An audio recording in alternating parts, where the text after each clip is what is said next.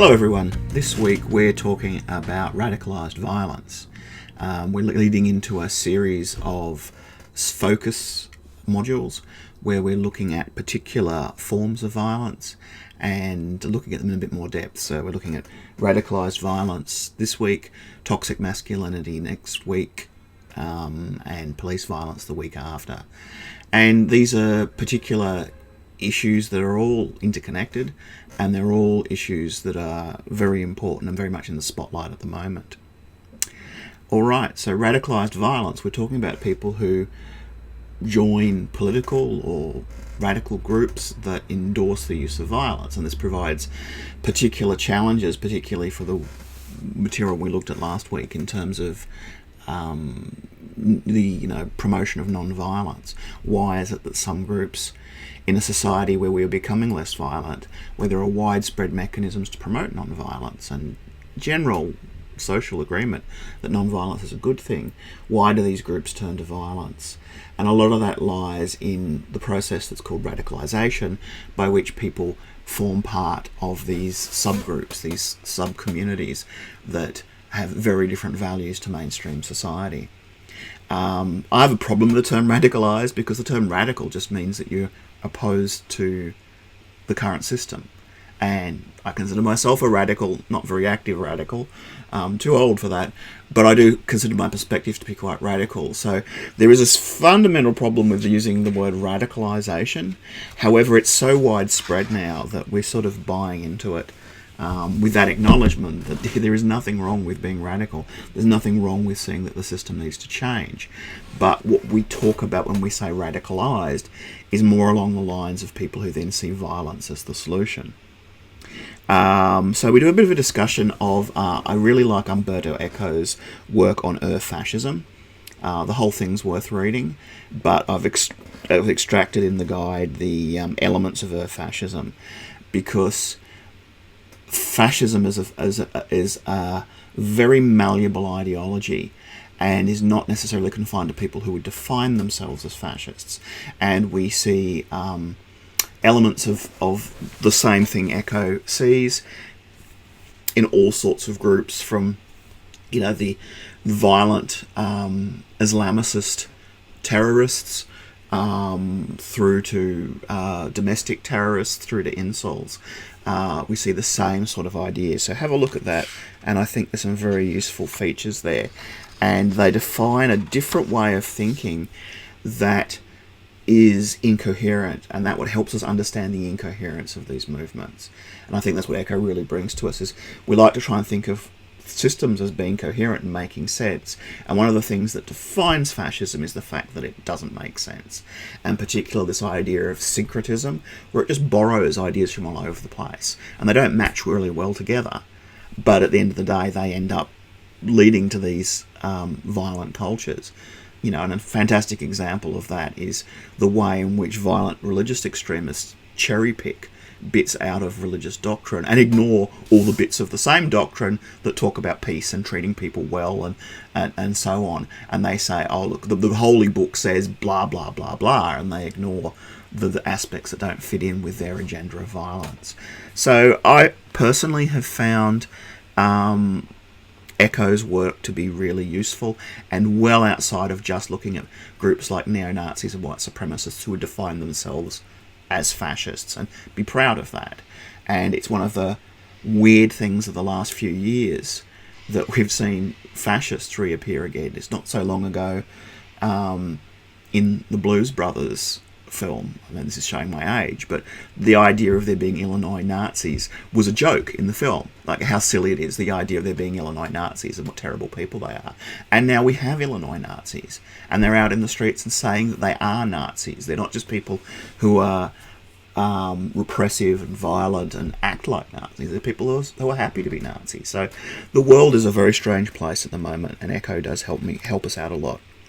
Also, I think Louise Richardson's work, while it's a little bit old, and the world has changed a bit since then, is very useful and insightful, and that's why I've put the extract or the guided reading this week from What Terrorists Want. I think it's very, very good. It has a bit of a focus more on the Islamicist terrorists.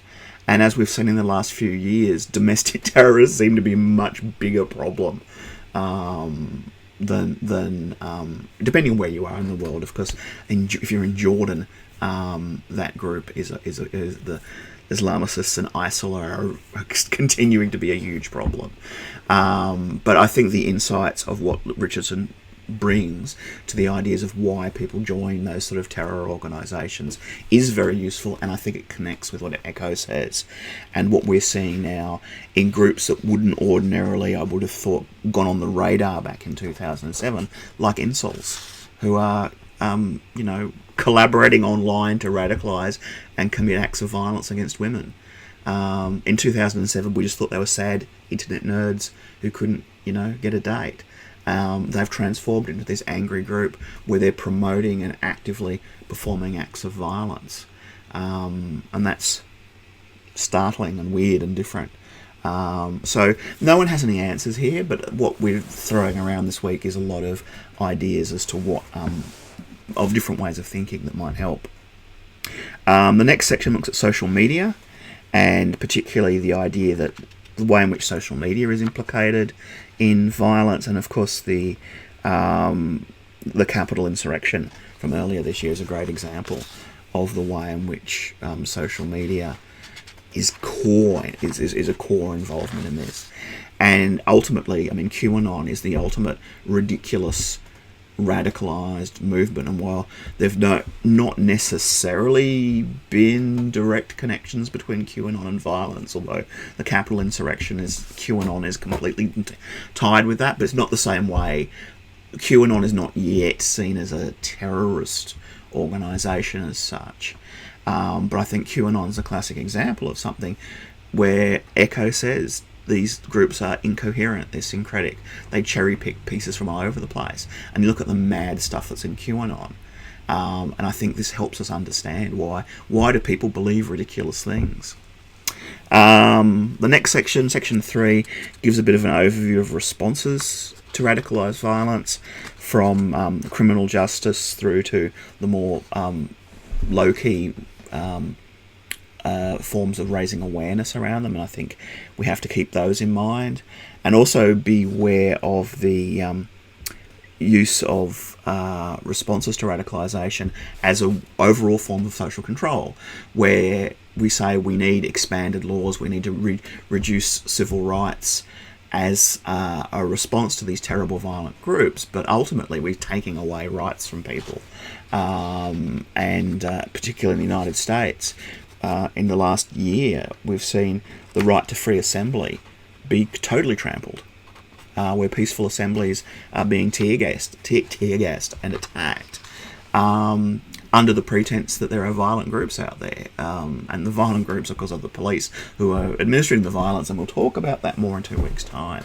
But there is that concern that, and in Australia, when we passed our anti-terrorism laws that criminalise things like knowing a terrorist, basically, or supporting a terrorist, which could be as simple as giving a meal to someone who has radical political ideas, and those laws got very much criticised and read down by the courts because of the fact that they were so written in a way that was so broad, and interfered with fundamental rights. The last thing we'll talk about in this week's material is power imbalances and what that means in actual mediation processes. So we're not going to be mediating terrorism. Mediation, I don't know, is being suggested anywhere as a viable solution when people are deeply embedded enough in a culture that they're going to commit violence against others. However, the same broad issues we have involving power and approaches to power come down to those low-key everyday conflicts we see in mediation, where there are those distinctions in power between individuals, and what do you do as a mediator? How do you try and remedy those power imbalances, and at what point do you pull the plug? And there's a whole lot of discussion there as to what people think. There is no clear final answer to that, though. And when I was trained as a mediator, we were told with family mediation, where there's domestic violence, never, ever, ever mediate. The power imbalances are too great. And then the Australian government forced all people in the family court system to mediate, regardless of whether there was violence or not. So the ethical stance that mediators were taking just got steamrolled by government saying, we don't care, we're going to make everyone mediate at the end of the day. So we had, as mediators, to reassess that and to say, well, as an individual mediator with your own code of ethics, are you happy with that? Are you going to go ahead with? Because if you don't mediate it, someone else will, and the government has made that decision for us in many ways. But nevertheless, many mediators will still hold by their values, and if they do a court-ordered family mediation and they see violence, they will step back. So interesting issues and interesting discussion to go forward with this when we meet up again.